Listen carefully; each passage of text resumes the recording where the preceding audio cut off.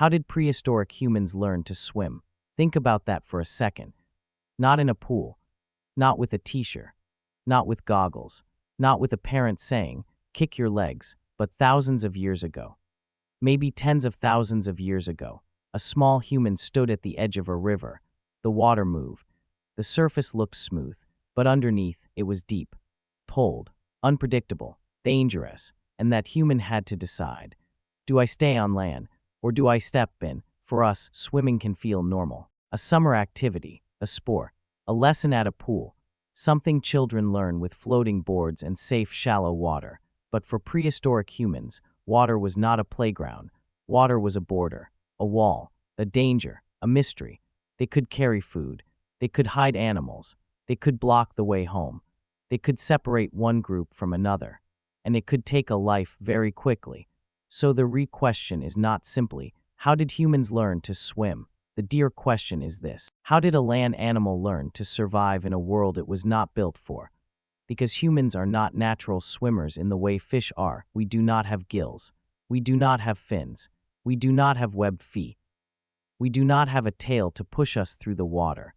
A fish moves through water as if the water is part of its body. An otter turns water into play. A duck floats without thinking. A crocodile can disappear beneath the surface. But the human panics. The body becomes stiff. The breath becomes fast. The arms move too hard. The legs kick without rhythm. And the more afraid the human becomes, the more the water wins. That may have been the first lesson. Not speed, not strength, not bravery. Tom, before humans could swim, they had to learn not to fight the water. That sounds simple, but it is not simple when the water is dark. It is not simple when the current pulls. It is not simple when your feet cannot touch the ground. On land, humans survive by pushing. We push against the ground to walk. We push against a rock to climb. We push a tool into wood. We push our body forward. But water works differently. Water does not reward panic. Water does not reward stiffness. Water rewards balance, softness, timing, breath. A frightened body sinks into chaos. A calm body begins to flow. And this is where the story becomes very human, because humans did not need to be born perfect for water. They needed something else. They needed learning. Look at a prehistoric riverbank. There is no school, no written instruction, no safety sign, no swimming coach, but there is a group. Children playing near shallow water, adults washing, someone collecting plants near the shore, someone following animal tracks, someone noticing where the current is slower, someone remembering where a rock is slippery, someone saying, with gestures or early language, "Not there, here, slow, wait, hold this, stay near me." This is how dangerous knowledge begins. Not as a lecture, as attention. One person notices a safe place. Another person remembers a dangerous place. Another person watches how a floating branch moves. Another person discovers that shallow water is not as frightening as deep water. And slowly, water becomes less mysterious. Not safe, but understandable. The first steps were probably not swimming as we imagine it. They were wading, walking in shallow water, feeling the pressure of the current against the legs, learning that rocks can slip, learning that mud can trap the feet, learning that water changes after rain, learning that the same river can be calm one day and dangerous the next. Then came playing. A child splashes, falls, laughs, gets back up. Another child copies, an adult watches closely. Fear becomes familiarity. The body learns that water has weight, that it pushes back, that it can lift, that it can support. Maybe someone discovers floating by accident, a fall in shallow water, a moment on the back. The body relaxes. The water holds them for 1 second. Then 2, then 3. That tiny discovery matters. Because once one person learns that the body can flow, the idea can be shared. A child does not need to invent floating from nothing. They can watch, they can copy, they can be held, they can be shown. This is one of the strangest powers humans have. We do not only learn from our own mistakes, we learn from the mistakes of others. A fish has instinct. A duck has instinct. Humans have culture. Culture is memory outside the body. It is the lesson that survives after the first person is gone. It is the warning passed from elder to child. It is the gesture that says, bend your knees. It is the story that says, do not cross after heavy rain. It is the habit of staying together near water. It is the small skill that becomes normal because many people repeat it. This is probably how humans learn many dangerous things: fire, sharp stones, cliffs, storms, animals, plants, and water. One person alone is weak. One person alone must discover everything. But a group can collect experience. A group can remember. A group can teach. A group can turn fear into a pattern. And patterns can travel through generations. This is why swimming is not just a body skill. It is a social skill. Even today, most people do not learn to swim alone. They learn from someone: a parent, a friend, a teacher, a coach, a sibling. Someone says, relax. Someone says, breathe. Someone says, kick slowly. Someone says, try again. That modern swimming lesson looks very different from a prehistoric riverbank. But the pattern is ancient. Watch, copy, try, fail, remember, teach, try again. That is the human method. And once humans became more comfortable near water, water changed meaning. At first, water was a wall, a place of danger, a line that stopped movement. But slowly, it became something else: a food source, a crossing, a hiding place, a map, a path. Rivers carried life. Plants grew near them. Animals came to drink from them. Fish and shellfish could be found near them. Fresh water made camps possible. A group that understood water had more choices. They could cross at the right place. They could follow a river through a valley.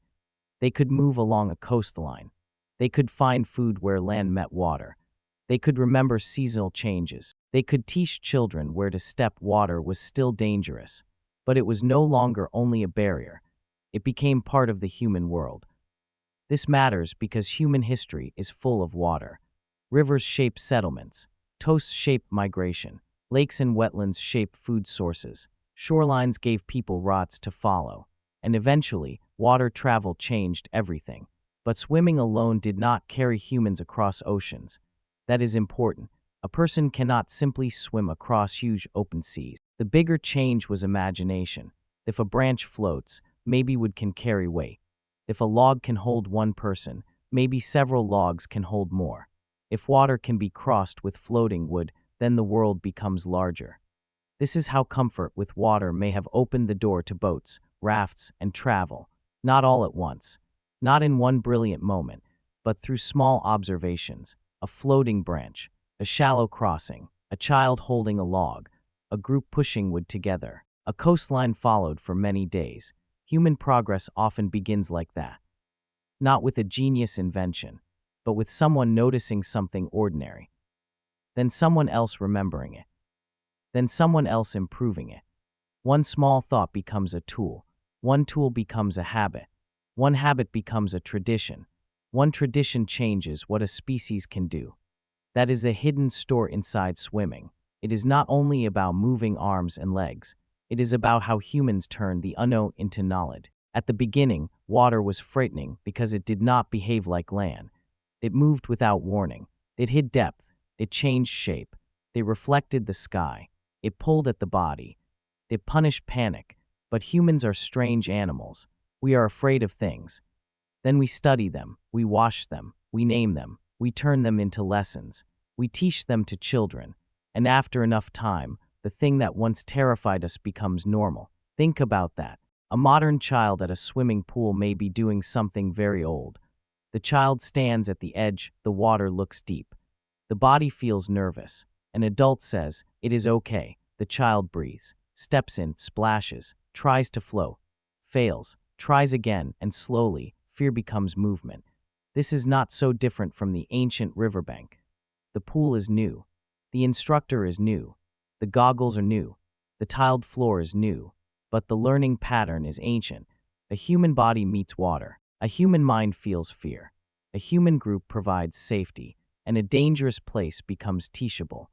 That is one of the deepest differences between humans and many other animals.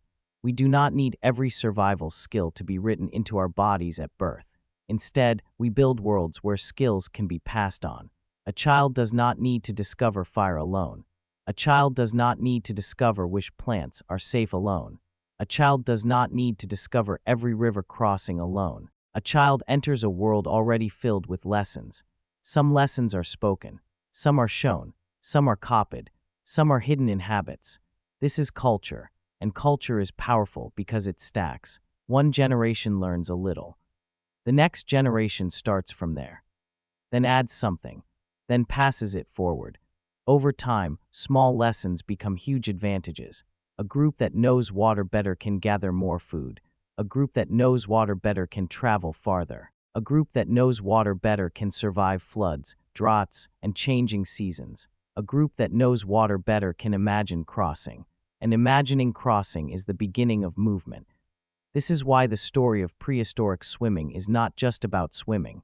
It is about the human relationship with fear. Fear is not always the enemy. Fear tells the body to pay attention. Fear says, this matters. Fear says, do not be careless. But if fear becomes panic, learning stops. The body locks. The mind closes. The water becomes only danger. The human advantage is not that we feel no fear. It is that we can place fear inside a group. We can say, be careful. We can say, wash me. We can say, try here. We can say, I will hold you. That is different from being fearless. It is better than being fearless, because fearless animals make careless mistakes. Careful humans make systems. They make routines. They make warnings. They make stories. They make lessons. They make maps. And eventually, they make civilization. Many modern systems work the same way. A city is full of dangers that became teachable. Roads, electricity, machines, buildings, rules, money, schools, airplanes, the internet. None of these are natural in the simple animal sense. A child is not born understanding traffic lights. A person is not born understanding money. A society is not born understanding laws. But humans build shared lessons. We create signs, symbols, stories, instructions, warnings, training, trust. Then we move through worlds that would be impossible for one person alone. Swimming is a small example of a huge human pattern. The body faces something it was not perfectly designed for. The mind studies it. The group teaches it. The culture preserves it. And the next generation begins a little less afraid. That may be the real miracle.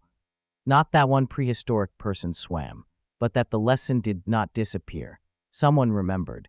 Someone copied. Someone taught. Someone turned a terrifying river into a place where children could learn. Maybe the first swimmer was not a hero. Maybe they were clumsy. Maybe they were scared. Maybe they swallowed water. Maybe they splashed badly. Maybe the group laughed. Maybe the group worried. Maybe they only floated for 1 second. But 1 second can become a lesson, and a lesson can become a tradition, and a tradition can become a doorway into a larger world. Water did not become less dangerous. The river did not become kinder. The ocean did not become smaller. The human body did not grow gills, but humans became better at learning together. That is how a weak land animal entered the water. Not through strength, not through instinct, not through fearlessness, but through washing, trying, failing, remembering, teaching, and trying again. And maybe that is why the image is so powerful. A small human at the edge of deep water. The body is afraid. The group is washing. The river is moving. The world is uncertain. Then one foot steps in. Not because the human knows everything, but because humans do not need to know everything alone. They learn together. And sometimes that is enough to cross the water.